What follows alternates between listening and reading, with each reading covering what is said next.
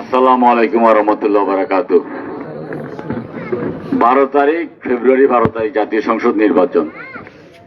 এইরকম একটা নির্বাচন, যে নির্বাচনে আপনারা মাথা উঁচু করে নিরাপদে ভোট কেন্দ্রে যাবেন, পছন্দের প্রার্থীকে পছন্দের মার্কায় ভোট দেবেন। এটার জন্য আমরা 17 বছর আন্দোলন করছি। 3টা নির্বাচনে আমরা অংশগ্রহণ করি নাই, আমরা লড়াই সংগ্রাম করছি। এই লড়াই সংগ্রামে আমাদের অনেক অনেক নেতা শহীদ হয়েছেন, অনেক গুম হয়েছেন, লাশ খুঁজে পাওয়া যায় নাই। জেল, জুলুম, হুলিয়া, মামলা, হামলা সর্ব বাড়ি ত্যাগ করতে হয়েছে, দেশ ত্যাগ করতে হয়েছে। আমরা কোনো আপোষ করি নাই। আমরা আপোষ না করে আমরা কিন্তু এই আন্দোলনের জন্য আমরা তৈরি ছিলাম এবং আমরা শেষ পর্যন্ত আমরা এই সরকারের পতন ঘটিয়ে একটা নির্বাচনের ব্যবস্থা করছি, যে নির্বাচনটা ফেব্রুয়ারি মাসে 12 তারিখ। এই 12 তারিখ নির্বাচনে জনাব তারেক রহমান আমাকে ভালোবেসে পছন্দ করে আস্থা বিশ্বাস ভরসা করে রামগঞ্জে আমাকে নির্বাচনের জন্য পাঠিয়েছেন। আমি মনোনয়ন পাওয়ার পরে রামগঞ্জের এবং করপাড়ার সব একসাথে হয়ে গেছে, এক মঞ্চে। আপনি দেখেন করপাড়ার সব নেতারা কিন্তু আজকে এক মঞ্চে। 2-1 উপস্থিত হন নাই, হয়তো ব্যক্তিগত কারণে, কিন্তু আপনার প্রত্যেকে এক এবং অভিন্ন। রামগঞ্জেও সেভাবে প্রত্যেকে এক এবং অভিন্ন। একটাই কথা, যে প্রার্থী বুঝি না, প্রার্থী তারেক রহমান। এখানে প্রার্থী তারেক রহমান, মার্কা ধানের শেষ। এই একটা প্রশ্নে আমরা সব এক এবং অভিন্ন। ইনশাআল্লাহ 12 তারিখ ভোট হবে, আপনারা ভোট দেবেন। যেহেতু আমি আপনাদের এলাকার সন্তান, আমার একটা দাবি আপনাদের প্রতি আছে, একটা হক আছে। আপনারা এই হকটা পূরণ করবেন। এখানে কোনো দলের দিকে তাকাবেন না, কোনো দল নাই, মত নাই। অন্যান্য অঞ্চলে তো এরকম এক হয়ে যায় সবাই। আমরা যদি আমাদের এই ইউনিয়নের ভোটের মাধ্যমে যদি আমাকে সবচেয়ে বেশি ভোট দেন, তাহলে মুখটা উজ্জ্বল হবে কার? আমার হবে, আপনাদের সবাই হবে। এখন রামগঞ্জে বিভিন্ন ইউনিয়নে তারা চ্যালেঞ্জ করতেছে একে অপরকে, যে আমরা বেশি ভোট দেব, আমরা বেশি ভোট দেব। কিন্তু আমি চাই যে আপনারা বেশি ভোট দিলে আমার মুখটা উজ্জ্বল হবে। আর একজন এমপির কতটুকু ক্ষমতা, একজন এমপি কতটুকু কাজ করতে পারে, একজন এমপি কিভাবে একটা প্রকল্প হাতে নিতে পারে, কিভাবে একটা বাজেট করতে পারে, কিভাবে ওয়ার্ক অর্ডার আনতে পারে, কিভাবে কাজটা শুরু করতে পারে, এগুলো সব আমার জানা আছে। এটার জন্য একটু সময় ব্যয় করতে হয়, আমার সেই সময়টা আছে। আজকে 17 বছর রামগঞ্জে কোনো উন্নয়ন হয়নি। কি কারণে? যে যারা এমপি হয়েছেন তাদেরকে ভোট দিয়ে মানুষ ভোট দেয় নাই, থানার পুলিশও তাদেরকে সালাম দেয় না, সচিবালয়ে গেলে পিয়নও তাদের সাথে ভালো ব্যবহার করে না। সংসদে দাঁড়িয়ে একজন বলছে যে আমরা সচিবালয়ে গেলে পিয়ন আমাদেরকে সালাম দেয় না, আর আপনাদের এই ছেলে যদি এমপি হয়, সচিবালয়ে গেলে সচিব আগে দরজা খুলে দাঁড়িয়ে থাকবে। ইনশাআল্লাহ আমার ওই হ্যান্ডমটা আছে, আমার ওই পরিচিতিটা আছে, আমার ওই সাহসটা আছে, আমার ওই। আরেকদিকে আমি তারেক রহমানের স্নেহধন্য, আমি তারেক রহমান সাহেবের স্নেহধন্য। আপনারা অনেকে দেখেছেন ফেনীর মিটিং এ আমি তারেক সাহেবের একদম কাছাকাছি বসেছি। উনি সবাই সরি এই লক্ষ্মীপুরের এমপিরা ফেনীতে গেছে, যে আমি দেখি 1 জনের 4 জন 6 জন 8 জন বডিগার্ড। আমার বডিগার্ডকে আমার আল্লাহর উপর আমার অগাধ বিশ্বাস আছে। আমি একা চলাফেরা করি, এখনো রাতে আমি একা চলাফেরা করি। ইনশাআল্লাহ আমার বুকে সাহস আছে, মনে বল আছে। আপনারা আমাকে ভোটটা দেন। এই 1 কিলোমিটার রাস্তা, আর একটা এমপির জন্য এটা কোনো বিষয় না, এটা কোনো বিষয় না। আর মসজিদ মাদ্রাসার উন্নয়নের জন্য, আপনাদের সেবা করার জন্যই তো আমি এমপি হব। আমার ব্যক্তিগত কোনো চাওয়া পাওয়া নাই। রামগঞ্জ থেকে 1 পয়সা আমি ইনকাম করব না। আজকে আমার ছোট ভাই বাবলু আমার ভাইদের কথা বলছে, বোনদের কথা বলছে। ভাই বোনরা নির্বাচন উপলক্ষে আসছে, নির্বাচনের পরে তারা আবার স্ব এলাকায় ফিরে যাবে। আমার এক ভাই বোন রামগঞ্জ কন্ট্রাক্টারি করবে না, কোনো কাজের সাথে জড়িত হবে না, রাজনীতিও করবে না, এটা আপনাদেরকে নিশ্চয়তা দিতে পারি আমি।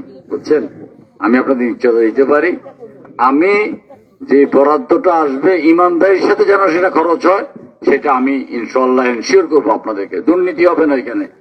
যেহেতু আমারে গমের ভাগ দিতে হবে না, যেহেতু আমাকে গমের ভাগ দিতে হবে না, সেহেতু কাজ আমি কড়াই গন্ডায় আদায় করে নেব আপনাদের মাধ্যমে। আপনারা আদায় করবেন। কারণ যখন একটা কাজ হয়, কাজের মধ্যে যখন একটা নিম্নমানের সামগ্রী দেয়, আমাদের এলাকার লোকজন, যে কোনো এলাকার লোকজন ধরলে বলে যে ভাই আমি তো খাটে খাটে টাকা দিয়ে আসছি, কারে দিয়ে আসছেন? অমুকরে অমুকরে অমুকরে। ইনশাল্লাহ এটা হবে না। কাজ 100 ভাগ বুঝে নিতে পারবেন, বুঝছেন? আমাদের নেতা তারেক রহমান সাহেব বলছেন এসে, we have a dream, I have a dream, আমার একটা স্বপ্ন আছে, আই হ্যাভ এ প্ল্যান, আমার একটা প্ল্যান আছে।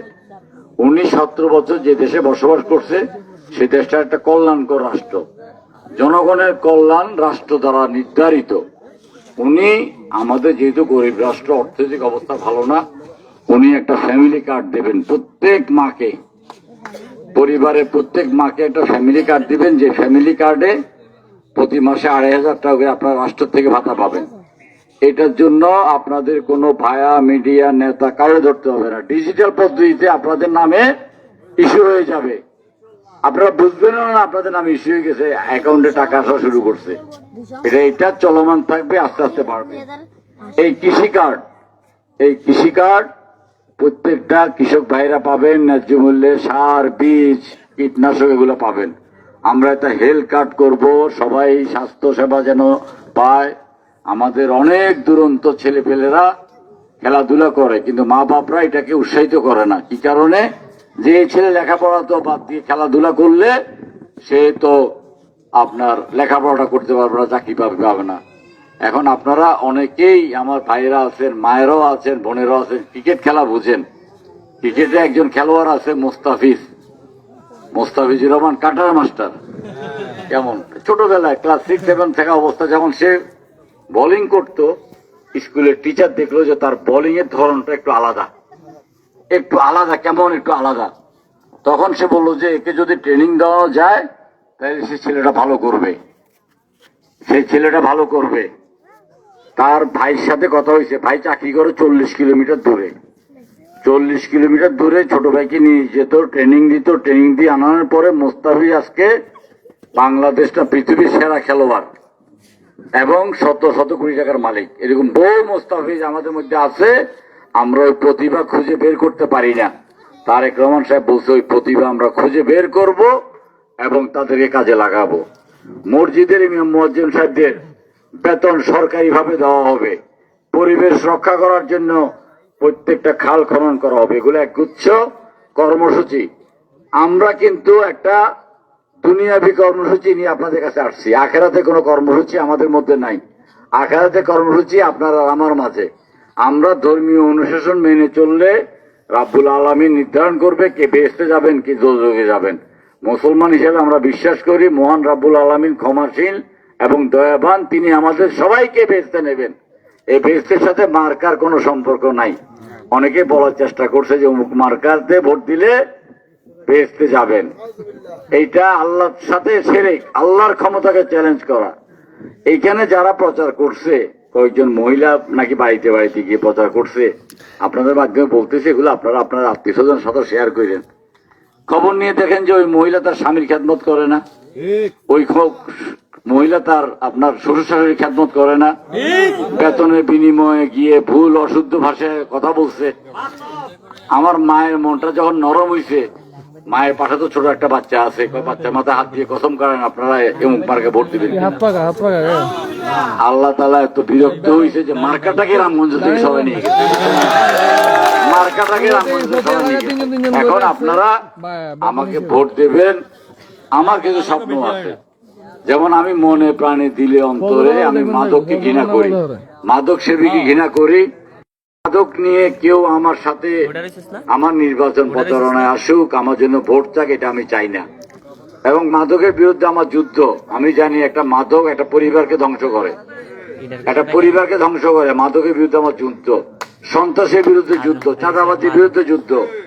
একটা নতুন উপসর্গ তৈরি হয়েছে গত 10-15 বছর আগে।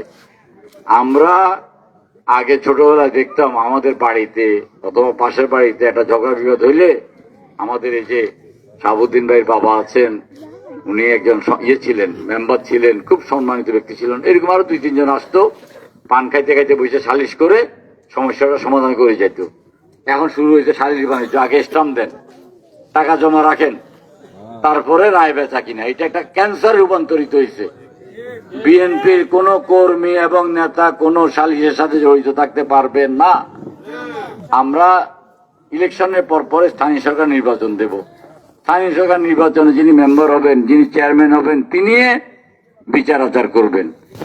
অথবা আপনার একটা আদালত আছে, ইউনিয়ন আদালত, ওগুলো আমরা ব্যবস্থা করব। কিন্তু সালিশ বাণিজ্য করে সমাজটাকে একেবারে ধ্বংস করে দিছে।